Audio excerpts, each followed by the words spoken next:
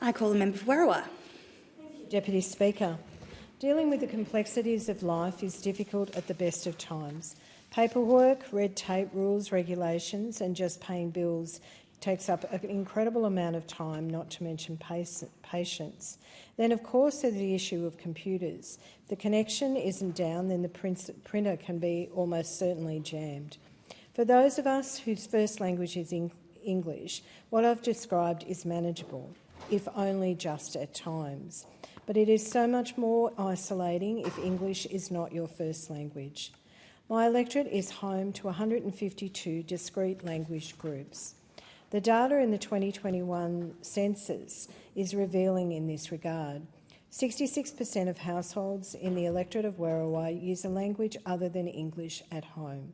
Of these, Arabic, Vietnamese, Hindi and Assyrian Neo-Aramaic and Spanish are the most common. With regard to parenting, just over 68% of Werriwa residents state that both parents were born overseas. This is compared to the national average of 36%.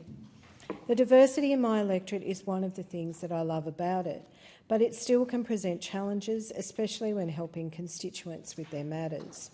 One of the most important tools for me and my staff is the National Translating and Interpreting Service, the TIS. Using TIS is often a game changer. When language barriers emerge, either over the counter or more likely on the phone, a quick call to TIS National can make all of the difference. It's not an exaggeration to say you can hear the barriers fall away as constituents speak to an interpreter in their own language. It means a constituent can properly express themselves and be guaranteed that any confusion or misunderstanding can be dealt with promptly. And it also adds another benefit. A number of times in my electorate office, the children of constituents have acted as interpreters for their parents. I thoroughly understand why this is the case, but it can be far from ideal for any number of reasons. Using TIS means the use of children as an intermediary isn't necessary, and if nothing else, frees them to go back to school and allows them to still be children.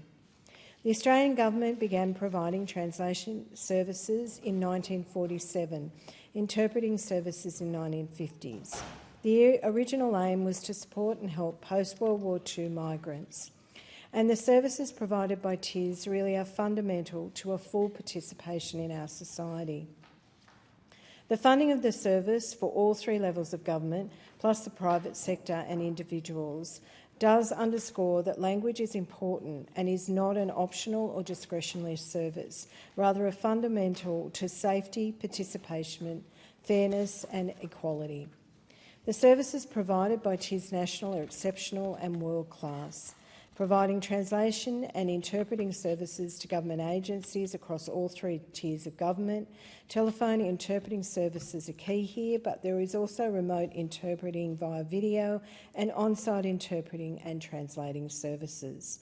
It provides 24/7 telephone interpreting, supports 000 services, hospitals, courts and other urgent needs. Then there's the free interpreting service and the free translation service for key non-government entities, including doctors, pharmacists, trade unions, real estate agencies and parliamentarians. The FTS also provides new arrivals with free translation to English of key personal documents to support their participation of education, employment and community life. And finally, TIS National also supports the training and development of translators and interpreters. In 2024, advice provided by the Australian Government Solicitor, the AGS, advised that TIS National required express legislative authority, particularly in relation to services provided to private sector bodies. This bill then is the key and vital in addressing the risks identified by the AGS in the legal advice. Specifically, the bill established a statutory framework for the services provided by TIS National within the Department of Home Affairs. The proposed legislation, Deputy Speaker, sets out the functions provided by TIS National and will ensure clear and enduring statutory support for these functions. Particularly noteworthy is the legislation will enable the Secretary of the Department to provide or arrange the provision of translating services to Commonwealth or agencies and to state, territory or agencies. It will allow for the facilitation of communication by a person with these Commonwealth, state or territory agencies, authorities, bodies, organisations or office holders. The legislation also expressly provides for other services to be provided by TIS National, including development, training and supporting translators and interpreters for the purposes of TIS National's core functions. I can only begin to imagine the difficulties constituents face when English is not their first language. Thank goodness that when it's needed, TIS National is available. I know firsthand the wonderful work it does. It's a terrific investment in ensuring that everyone can fully participate in our society.